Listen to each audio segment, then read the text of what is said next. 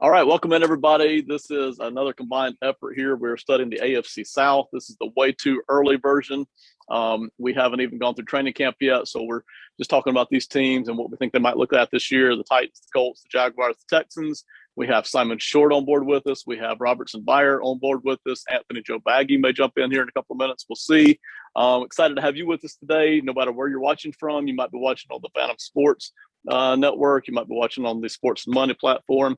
But thank you for being here with us today as we go through the way too early version of the AFC South. Simon, how are you today, man? I'm very excited. I'm really happy to be here. Thank you so much, Ben. And the football season never ends, I guess. So let's do it. It never does, not anymore, and that's really just fine with me. Robertson, thank you for being on board with us. How are you tonight? I'm doing good. I'm glad to be here. Excited to get into it. All right. And as I said, Anthony may or may not jump in here on with us here in just a few minutes. I want to start here, Robertson, with you and with the Colts. Okay. Give me just a real quick outlook, what you think, not even necessarily the 22 season, but how does that fan base feel moving forward coming off of last year? How do they feel maybe about the coaching staff and just everything in general before we dive too deep into the 22 season? Well, they got to feel good getting out of the Carson Wentz ordeal there. Whether you want to believe what the front office and the coaching staff has been saying, the players haven't really been saying much. If anything, it's been lukewarm to positive about Carson Wentz. But, you don't really want to get into all that. Bottom line is they have Matt Ryan now. There's got to be a little angst a little bit just because, this is the fourth quarterback now, right, for the Colts in the past few years. I mean, they went through Phillip Rivers. They already had the Jacoby Brissett thing going on, and now they had Carson Wentz. Now they got Matt Ryan.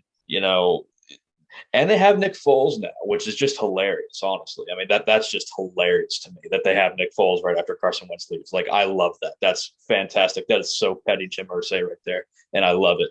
But I feel like the patience is wearing a little thin with this group, though, because if the Matt Ryan experiment doesn't work out, just kind of like how the other ones really did, they could be on the hot seat a little bit.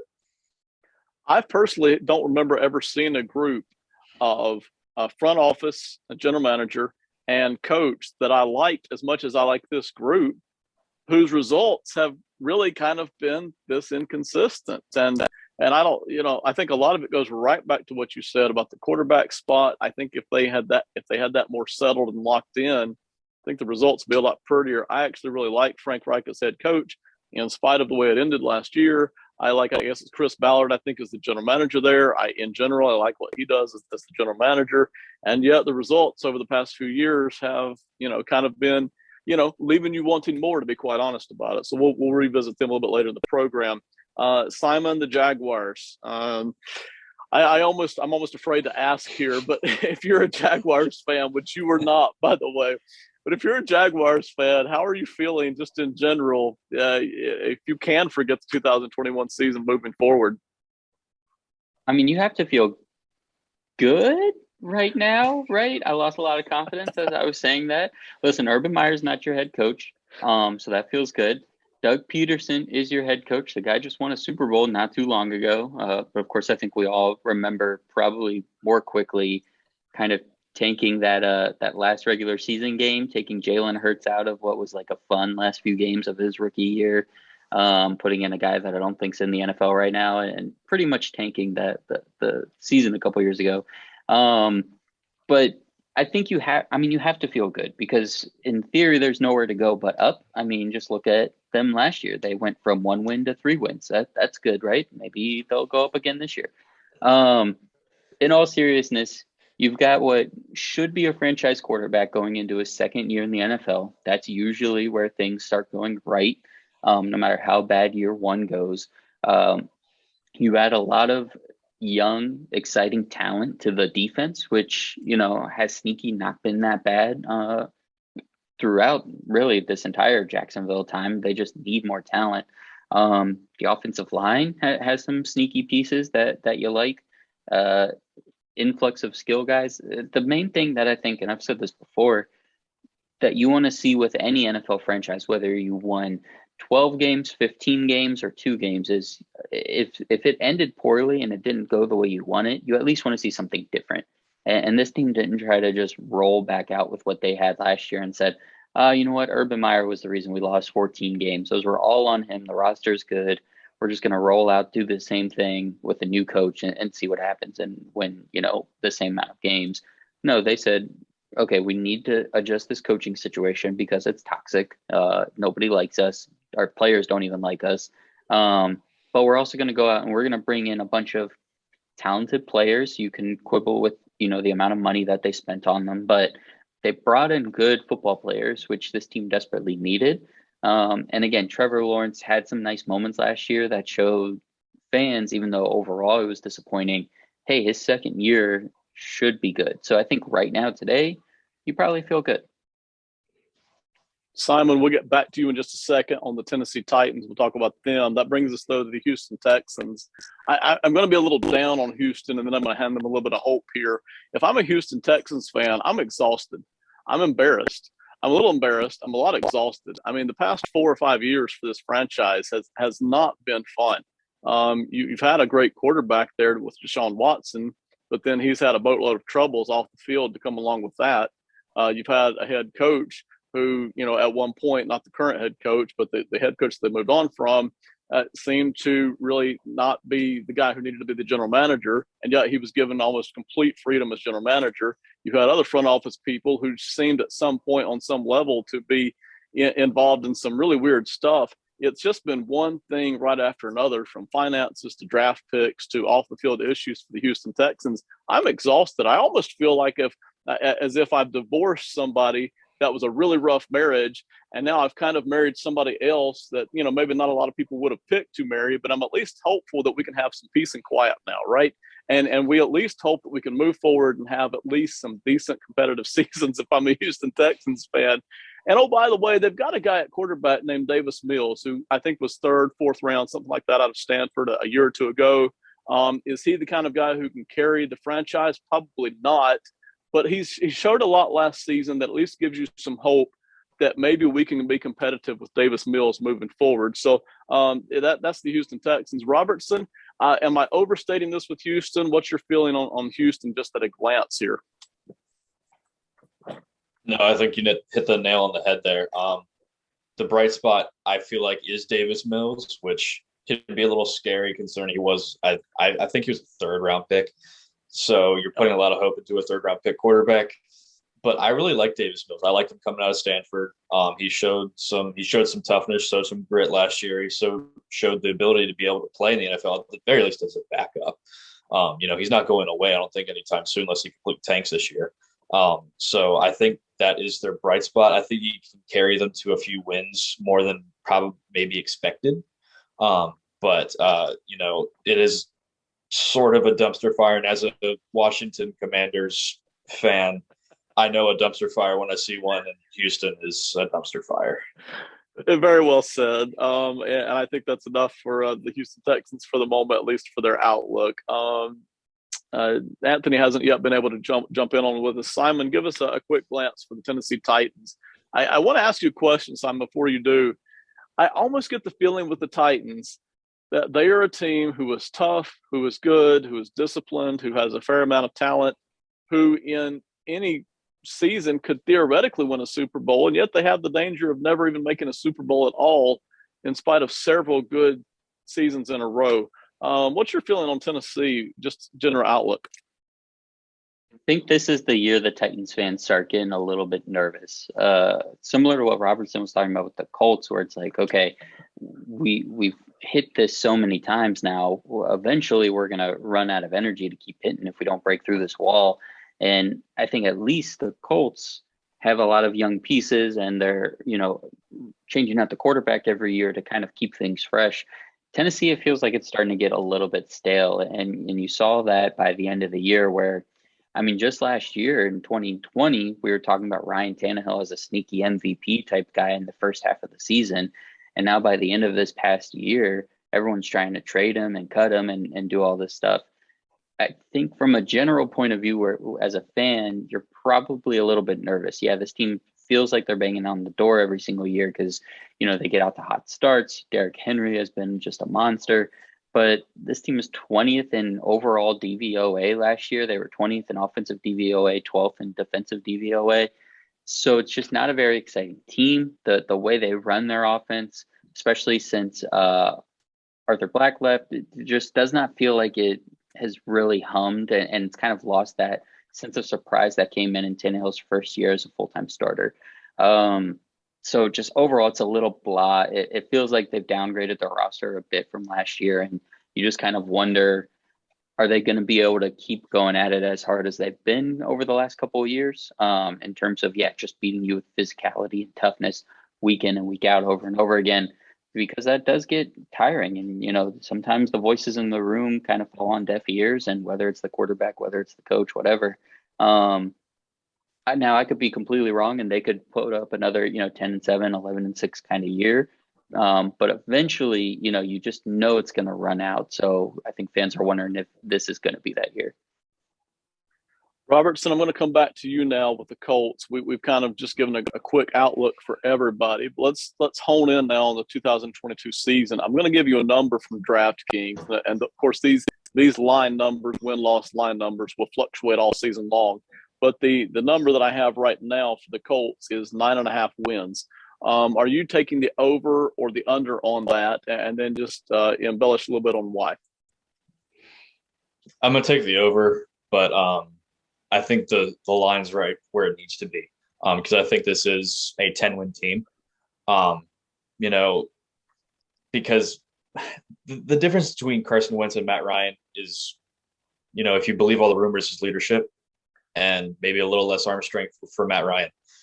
He's also less mobile than Carson Wentz is, or that Carson Wentz can be. But you're also adding a lot more pieces to the offense that Carson Wentz didn't have last year. They had a very strong draft. They had a lot of weapons. I love Alec Pierce. He was their pick in the second round. Watching quarterbacks for the draft, you watch Desmond Ridder, Alec Pierce keeps coming up every highlight reel. So I loved Alec Pierce coming out. I think he's going to be a nice piece to go with Michael Pittman Jr. They also added a tight end out of Virginia. That's going to go nicely because, Matt Ryan loves hitting tight ends when he has them to hit. So it's going to be a little bit of adjustment for Matt Ryan, but I think it's going to be a good adjustment. And I think they do end up winning the division with 10 wins, because I think 10 wins can win this division. So I think the 9.5 line is right where it needs to be. How close to you, Matt Ryan now versus Phillip Rivers 2 seasons ago, how close is that comparison? Would you even know who you would take in that mix? The Matt Ryan 22 version, Phillip Rivers from, I guess, 2020. That's tough, because I love Phillip Rivers. He's one of my favorite quarterbacks. Growing up, I loved watching him. Even he's still playing. I think he could still play. I mean, probably not, but it's close. It's close. It really is. And I think they went 10-6. I think with Phillip Rivers. I think so. Wasn't it? It was 10-6, 11-5, something like that. Yeah. So it'll be a comparable season. I don't see them blowing the doors off anybody. I don't see them running through the AFC. It's just too tough. They can run through the division, but again, that's only 6 games. It'll be tougher for them, but I think they can win the division pretty handedly. In this division that seems like it could be strong, but I don't think it's going to reach its potential in 22. I agree. I think there are some very solid teams who are itching and scratching to get to that Super Bowl competitive level, and I'm not totally sure they can get there this season, but we'll see. Simon, the Jaguars, once again, we talked about their outlook, which hopefully is brighter than last year, but more specifically 2022. I've got an over-under number for you of 6 wins from DraftKings. Of course, that number will fluctuate. Would you be more inclined to take the under or the over on that if you're a Jaguars analysis? And I had them at 6 wins. You can't do that to me. Go find something that says 6.5. First of all, I need to correct myself from earlier. Falcons head coach is Arthur Smith. My bad, everybody that now hates me.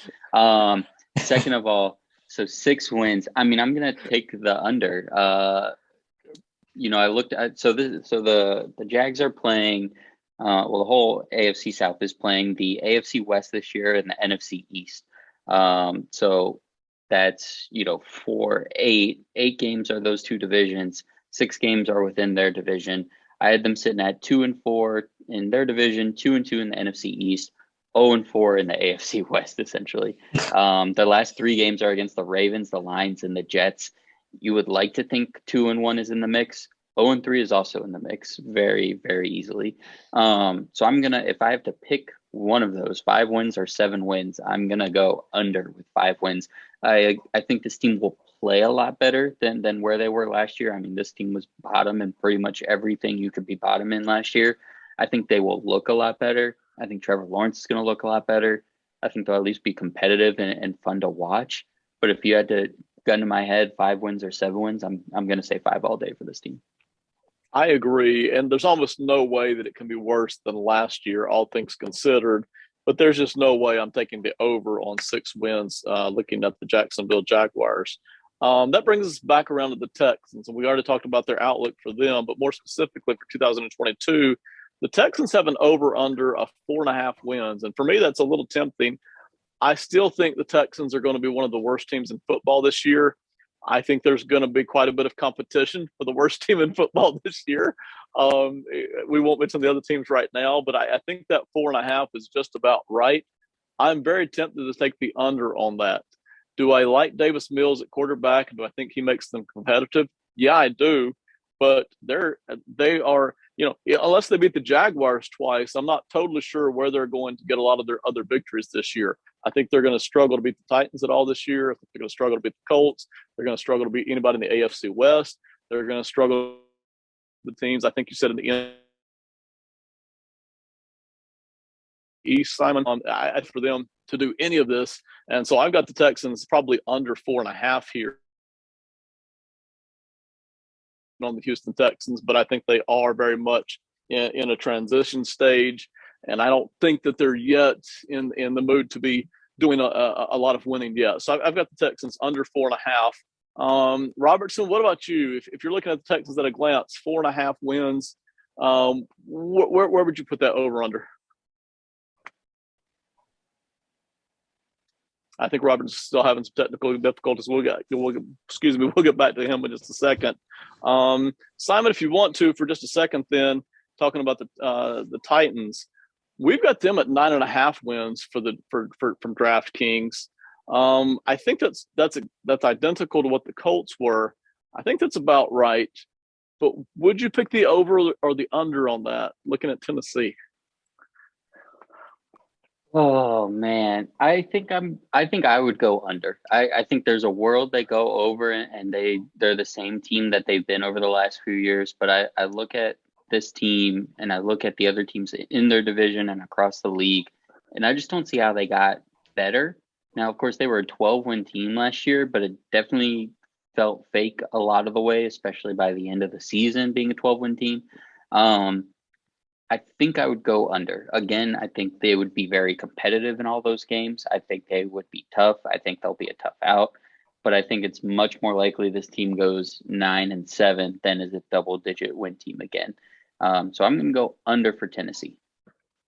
Nobody will ever say this. Not a fan, not anybody in the coaching staff, certainly.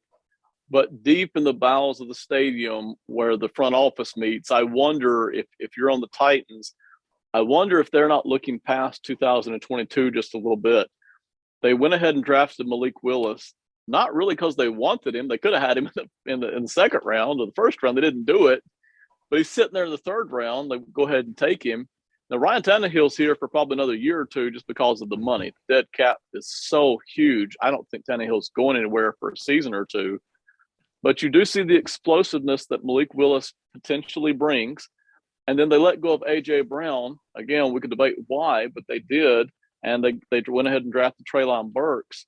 You can see themselves, at least at a glance, positioning for 2023, 24, maybe when some of these other AFC teams aren't quite so much all in like they seem to be right now this year, and some of those cap hits start to hit some of the AFC teams. Simon, do you see it that way? Do you think Tennessee could be even better in 23 and 24 than maybe they are right now?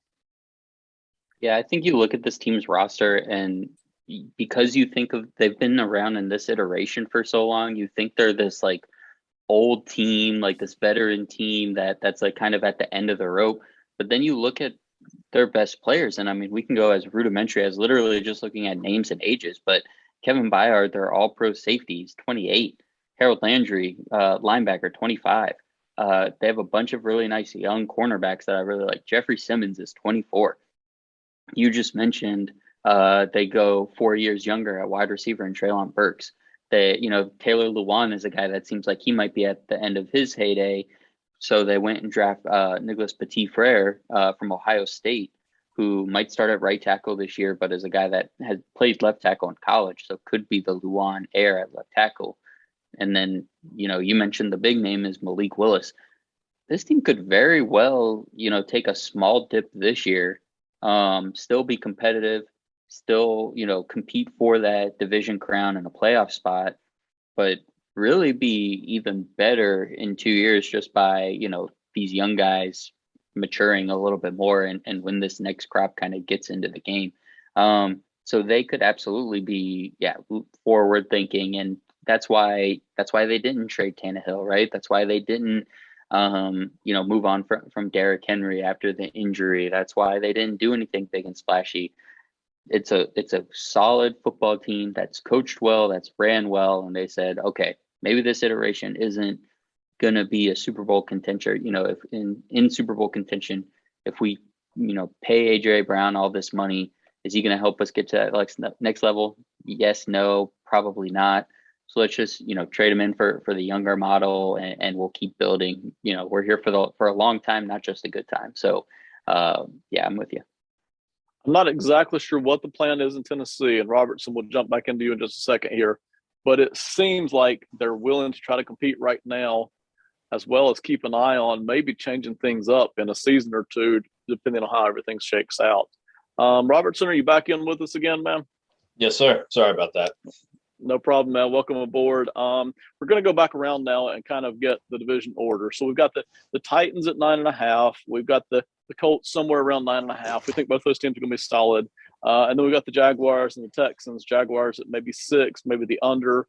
Texans at 4.5. So what's your predicted order of finish, Robertson, for this division? So I got the Colts win the division, 10 wins. I got Tennessee falling close behind at 9 wins, but I don't think they make it just because I don't think it's going to be enough in this loaded AFC to get into the 7th spot at 9 wins. So I have Tennessee second. I have Jacksonville finishing third, just ahead of Houston, and then obviously Houston in fourth. Any chance that 2 teams make the playoffs out of this division, or do you think it's just the one? I know you already mentioned that you think the Titans are out, Colts in. Any chance they get 2 teams in, or do you think it really is just going to be the one? Unless the NFC West is full of pretenders, there's no way. I just don't see it. I mean, you have the AFC North and the AFC West that are just going to be battling for those 3 spots that, I just don't see it from the South or the East of any of those getting 2 teams. Yeah, I agree. That's kind of what I have as well. I really think we know one team's going to get in because they're going to win the division. But aside from that, I think really the only thing keeping the Titans and the Colts afloat may be that they have 2 games each against the Jaguars and the Texans this year in a brutal AFC this year. Simon, what's your predicted order of finish for these teams? Yeah, that's the same order. I have the same thing. So I have the Colts winning it. I have the Titans kind of scrapping for second place. I have the Jaguars getting a little bit better this year and getting to third. And then I have the Texans at the bottom. And like you've been, I have the Texans down at the bottom of the league. You look at the other teams that were all the way down there last year, and they all got better. The Jets got better. The Lions got better. The Giants, I think, got better. I guess the Bears didn't get better. So we'll see what happens. Carolina, not so much. But in terms of those, 3 to 4 win teams last year, Houston, I think, did the least to help themselves in the offseason. I still like their moves, but a rookie corner, a rookie guard, a rookie wide receiver coming off a torn ACL. I like all of those players, and I think they'll be good NFL players, but I don't think they're guys that come in and change your franchise and turn it around immediately right away. So I think they're still going to be that, 3-4 win, 2-win kind of team. So I'm with you and Robertson on that one. Yeah, I'm inclined to agree. When you look at the Texans, I just don't think this is their year. Can it hopefully be a more peaceful, competitive year? I think so, but yeah, I think they still have a lot of work to do. All right, so my predicted order of finish is going to be exactly the same, except if I could push between Titans and Colts, I would. We've seen them for the past several years be almost identical in terms of results. I think I'm going to take the Titans by a hair. But that's only by a hair. That's really the only difference that I'm going to make there. I think basically we kind of have a good feel for this division. Guys, I appreciate it. Thank you so much for being on with us tonight. Simon, I'm start with you. Tell everybody where they can get your content. I know you're in several different places, so just give them a brief lowdown on that. Yeah, totally. Thank you again, Ben. So everybody can follow me on Twitter at Simon_short. That's short with 2 T's. That's where I put all my content out. Written stuff is on phantomsportsofficial.com, covering the NFL and the WNBA over there. And I'm on this YouTube channel, one of these YouTube channels. I don't know, just go on YouTube, Sports and Money Pro Football GM or Phantom Sports. And also my podcast is the Simon Short Podcast on Apple and Spotify. So check it out.